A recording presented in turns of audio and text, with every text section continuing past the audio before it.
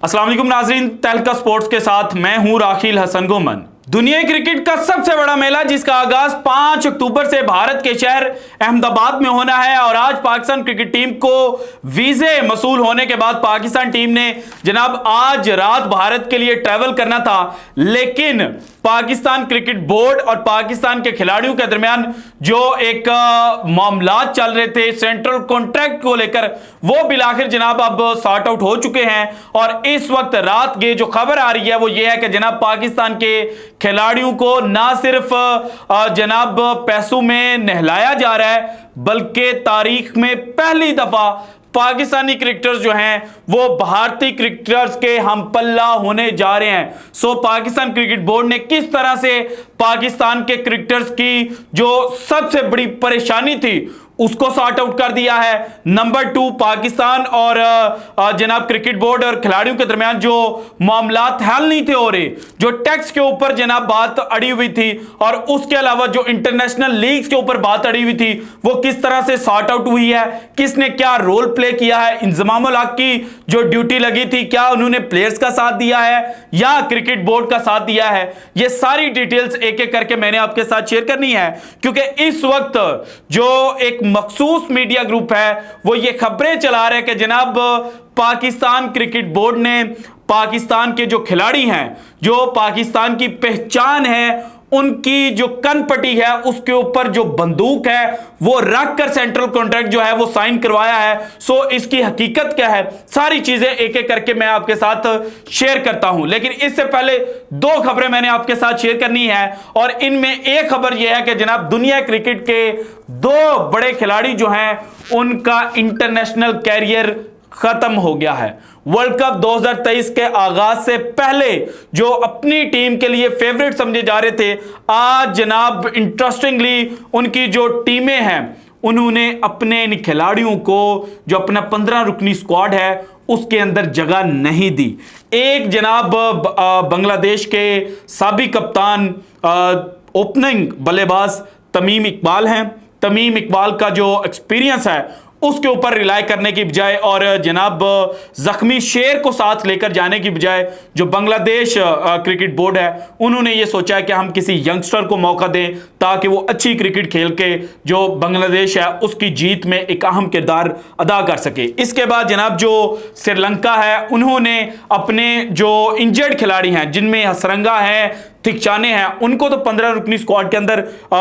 जनाब अनाउंस कर दिया, लेकिन साथ ही साथ जनाब उन्होंने जो अपने साबिक स्टार हैं एंजेलो मैथ्यूज, जिन्होंने कुमार संगकारा, महिला जयवर्धने, लासिथ मलिंगा और टीएम दिलशान के रिटायरमेंट के बाद इस टीम को जनाब एक करके रखा था और इस टीम को बड़ी कामयाबियां दिलवाई थी। अब उनको भी जनाब वर्ल्ड कप 2023 का जो 15 रुकनी स्क्वाड है श्रीलंका का उसके अंदर जगह नहीं मिल पाई। इसके बाद जनाब चूंकि वर्ल्ड कप का हर तरफ चर्चा हो रहा है तो पाकिस्तान सुपर लीग जो पाकिस्तान की सबसे बड़ी लीग है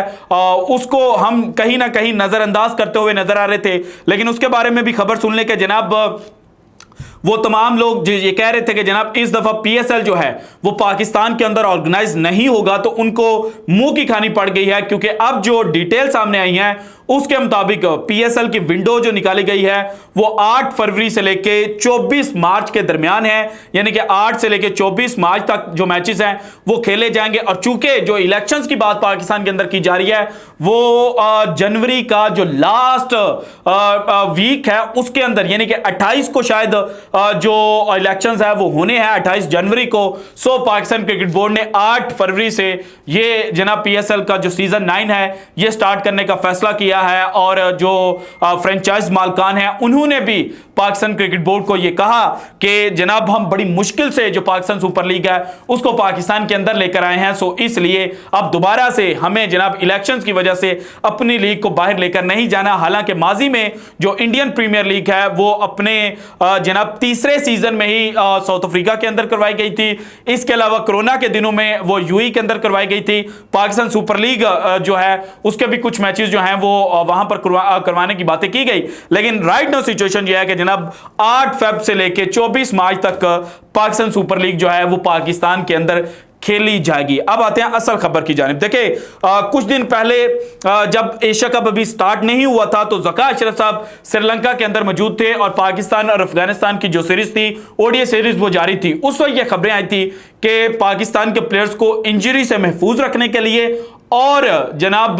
जो उनके मुतालबात हैं वो मानने के लिए, उनके साथ मीटिंग करने के लिए, उनकी जो रिजर्वेशंस हैं उनको एड्रेस करने के लिए पाकिस्तान क्रिकेट बोर्ड के मैनेजमेंट कमेटी के जो नए सरबराह हैं ज़का अशरफ साहब, वो श्रीलंका में पाकिस्तानी खिलाड़ियों से मुलाकात कर रहे हैं। लेकिन उसके बाद क्या होता है, अफगानिस्तान की सीरीज खत्म होती है, सेंट्रल कॉन्ट्रैक्ट जो है उस पर साइन नहीं होते। हालांकि जो पाकिस्तान के खिलाड़ी हैं उनका जो करंट सेंट्रल कॉन्ट्रैक्ट है वो 30 जून को खत्म हो गया था। 30 जून को पाकिस्तान के अंदर जो जनाब एनुअल ईयर है इकोनॉमी के हवाले से, ये चूंकि खत्म होता है, सारी चीजें बैलेंस की जाती हैं। सो बैलेंस शीट बैलेंस होने के बावजूद जो प्लेयर्स हैं उनके साथ सेंट्रल कॉन्ट्रैक्ट साइन नहीं हो पा रहा था। उसमें दो बड़ी वजूहात थी। एक ये थी कि पाकिस्तान के प्लेयर्स ये कह रहे थे कि जनाब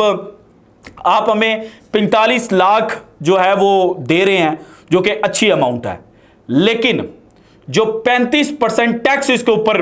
कटौती होनी है वो कौन पे करेगा? अगर 35% टैक्स आप काट लेते हैं, हुकूमत काटती है, हुकूमत पाकिस्तान, तो उसके बाद हमारे पास बचेगा क्या? सो एक तो ये 35% का इशू था। दूसरा जो लीग्स हैं, इंटरनेशनल लीग्स, उनका इशू था, क्योंकि पाकिस्तान क्रिकेट बोर्ड ये चाह रहा था कि पाकिस्तान के प्लेयर्स पीएसएल के अलावा सिर्फ एक लीग खेलें, जबकि पाकिस्तान के प्लेयर्स ज्यादा लीग्स खेलना चाह रहे थे। सो अब राइट नाउ जो इनिशियल ड्राफ्ट सामने आया, जो इनिशियल चीजें सामने आई हैं, उसके मुताबिक